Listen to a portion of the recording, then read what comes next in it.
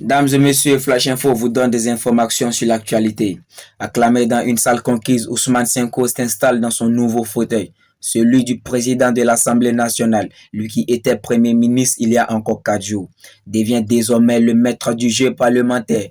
Et ses premiers mots sont pour le nouveau chef du gouvernement, Amadou Al-Aminou Mohamed, nominé la vieille. Acharné, un homme compétent, un homme dévoué.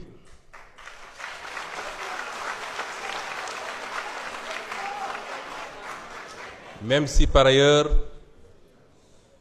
je dois à la vérité que nous avons certaines divergences sur certaines questions, notamment la question monétaire, la gestion de la dette et d'autres questions similaires. Quelques instants plus tôt, Ousmane Sonko était élu sans surprise avec 132 voix sur 165. Le PASTEF dispose à lui seul 130 députés après des mois de tension entre le leader du PASTEF et le président Bassirou Diomaye Faye, pourtant allié de longue date. Ousmane Sonko dispose aujourd'hui d'un contre-pouvoir institutionnel, un soulagement pour ses partisans. C'est une nouvelle ère. Une ère qui complète ce qui a été déjà fait. Il l'a dit, il a été maire, il a été Premier ministre, il a été député une première fois.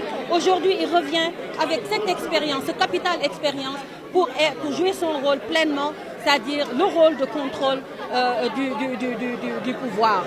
Dans son discours, Ousmane Sonko a assuré qu'il n'utiliserait pas sa nouvelle fonction pour créer un chaos institutionnel, ce que redoutent pourtant les députés de l'opposition ayant boycotté la séance. Il exige que le règlement intérieur ne permette pas à la réintégration d'Ousmane Sonko. On va direct vers une crise institutionnelle. C'est dommage, c'est malheureux, c'est triste, c'est inquiétant. Mais aujourd'hui, c'est inévitable parce qu'il y aura un choc des institutions, des divergences vont arriver et cette guerre, elle va commencer à l'Assemblée nationale. Et c'est pour ça que nous avons le devoir, l'obligation d'alerter. Certains médias assurent que le président a saisi le Conseil constitutionnel. Nous avons joint la présidence qui démente cette information. Flash Info, la chaîne qui vous met toujours dans l'actualité.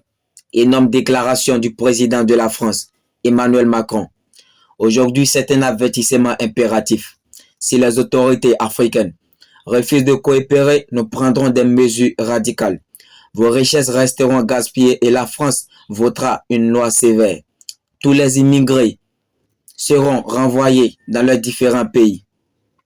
Aucun Africain, même avec la nationalité française, ne restera. Réfléchissez bien, car l'avenir de vos peuples est en jeu. Je suis Emmanuel Macron, je décide du destin de l'Afrique. Flash Info qui vous donne les informations. N'oubliez pas de vous abonner.